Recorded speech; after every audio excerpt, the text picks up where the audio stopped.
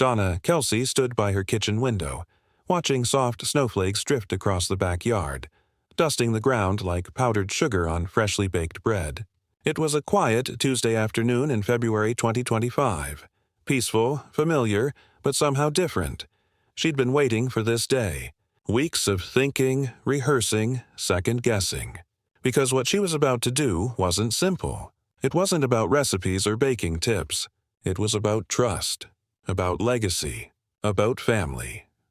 From outside, she heard the familiar sound of Taylor Swift's car pulling into the driveway. That wasn't unusual. Taylor had been coming over every Tuesday for months now, their private ritual of tea and laughter having become something sacred. Ever since Travis mentioned how much his mom genuinely enjoyed Taylor's company, not as the girlfriend, but as herself, their bond had quietly deepened. But today felt different. There was a nervous warmth in Donna's chest, the kind that comes when you're about to hand someone a piece of your heart. When the doorbell rang, Donna wiped her flour-dusted hands on her apron and opened the door. Taylor stood there smiling, radiant even in jeans and one of Travis's old Chiefs sweatshirts. She held out a covered dish. "I brought apple crumble," Taylor said with that effortless charm. "You told me not to bring anything, but my mom would haunt me if I showed up empty-handed." Donna laughed, stepping aside. "Then thank your mom for raising a polite girl." The kitchen welcomed them with warm afternoon light spilling across the countertops. It was the heart of the Kelce home, the silent witness to 4 decades of family dinners, tears, laughter, and love. And today, it would witness something new, the passing of a legacy. As Donna set Taylor's dish on the counter, she smiled softly. "Good," she said. "You're going to need your strength for what I have planned today." Taylor tilted her head, curious. "What do you mean?" Donna walked to the old wooden shelf by the corner of the kitchen and reached for a glass jar. Vintage, worn, sealed with a metal clasp. Inside, a bubbling mixture lived quietly, alive with time and care. She held it out like it was a relic. "Taylor," she said, "this is Susanna. I started her in 1983, right after Ed and I got married. I've fed her every week for 42 years. She's been through 3 moves, 2 renovations, and more family drama than I can count." Taylor's eyes widened. She understood. "I want to teach you how to make the real Kelce family sourdough bread," Donna said softly. "The one that's been in this family for over 40 years. Taylor's throat tightened. This wasn't just baking. This was belonging. For the next hour, laughter and the scent of warm flour filled the kitchen. Donna guided Taylor through each step with patient care, showing her how to feed the starter, when to know it was alive and ready, and how to fold the dough just enough to let it breathe. Every move had meaning. Every detail carried history. Donna used the same wooden spoon her late husband, Ed, had carved for her on their first anniversary. The same bowl that had mixed dough since 1983. Taylor listened closely, her hands mimicking Donna's, trying to absorb not just the technique, but the tenderness behind it. She smiled as flour streaked her cheek, laughing when Donna teased her for being too gentle with the dough. Bread needs a little love and a little muscle. But beneath the laughter, something heavy stirred inside Taylor. A truth she'd been holding back for months. One she never meant to hide, but somehow had. Finally, as they kneaded side by side, Taylor's voice came out barely above a whisper. "Donna, there's something I need to tell you." Donna looked up, curious but calm. "What is it, honey?" Taylor hesitated, her hands still working the dough because it was easier than meeting Donna's eyes. "I already know how to make sourdough." Donna's hands froze mid-fold. "You do?" Taylor nodded quickly. "Yes, I've been baking it for months, for Travis. I even have my own starter at home. I learned during the pandemic. It helped me stay grounded. And when I started dating Travis, I wanted to make him something real, something homemade, something that showed him how much I cared." The silence that followed was unbearable. Taylor finally looked up, her voice trembling. "I didn't mean to make today pointless, Donna. I didn't mean to waste your time. I love being here with you. It's just, every time I make bread for him, he thanks me. He says it's delicious. But then a few days later, he'll mention missing yours. Or he'll drive all the way here just to get a loaf from you." Her eyes filled with tears. "And I've tried so hard to make it perfect. People tell me my bread is amazing. But it's never yours. And I can't compete with that. With you. You're home to him, Donna. I'm just trying to be enough." The words spilled out like something breaking open. Raw, unfiltered, real. Donna said nothing for a long moment. Then, to Taylor's shock, she laughed. A warm, deep, motherly laugh that filled the kitchen. "Oh, sweetheart," she said, stepping forward and pulling Taylor into her arms. "You're missing the whole point." Donna held Taylor close until the trembling in her shoulders softened. Then she pulled back, cupping Taylor's flour-streaked face in both hands. "Taylor," she said gently, "the reason Travis loves my bread isn't because it's better than yours. It's because it tastes like his childhood." Taylor blinked, her tears spilling freely now. "It tastes like coming home after a bad day at school," Donna continued softly. "It tastes like Sunday dinners and Christmas mornings. Like safety. That's what my bread is. Comfort from a time when his world was small and simple." Taylor's voice was barely a whisper. "Then what does mine taste like?" Donna smiled, eyes glistening. "Yours tastes like love, sweetheart. It tastes like the future. The kind of love that shows up every single day. The kind that learns his favorite things. The kind that listens. The kind that keeps trying." Taylor's lips parted in disbelief, as though the words had lifted a weight she didn't know how to set down.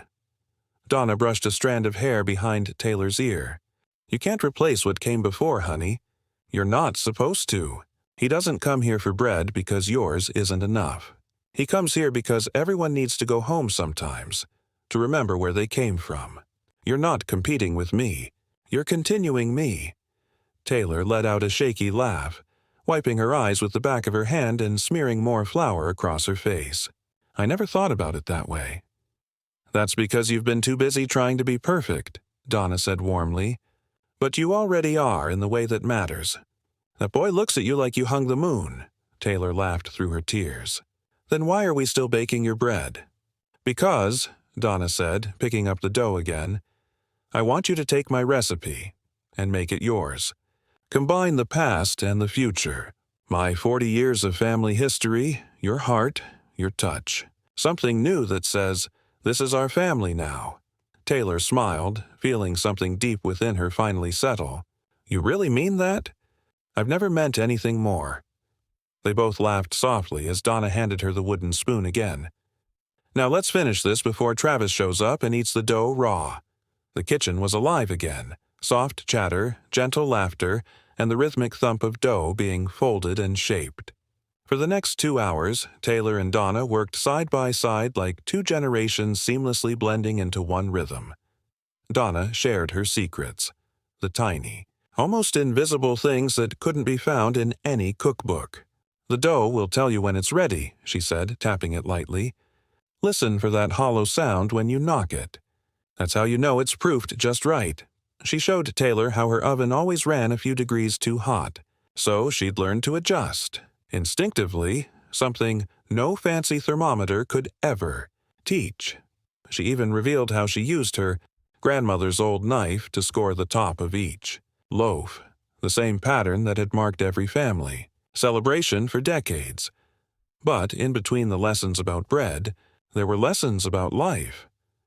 "The thing about sourdough," Donna said as they shaped the final loaves together, "is that it takes patience. You have to feed it regularly, even when you don't feel like it. You have to pay attention, learn its moods, forgive its imperfections. It's alive, just like a family." Taylor smiled knowingly. "Are we still talking about bread?" Donna chuckled. "We're talking about whatever you need to hear." Then, after a pause, she added softly, "Marriage isn't so different. Some days it rises beautifully, some days it falls flat. But you don't throw out the starter just because it didn't turn out perfect. You keep feeding it, nurturing it, believing it'll be better next time." Taylor's eyes softened as the meaning sank in. She felt as if Donna wasn't just teaching her to bake, she was quietly preparing her for something bigger. They slid the loaves into the oven. Donna set the timer and smiled. "Now we wait.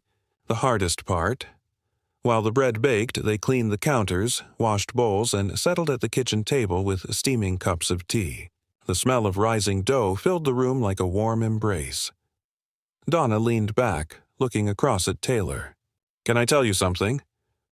"Of course," Taylor said, setting down her cup. "I'm proud of you," Donna said simply.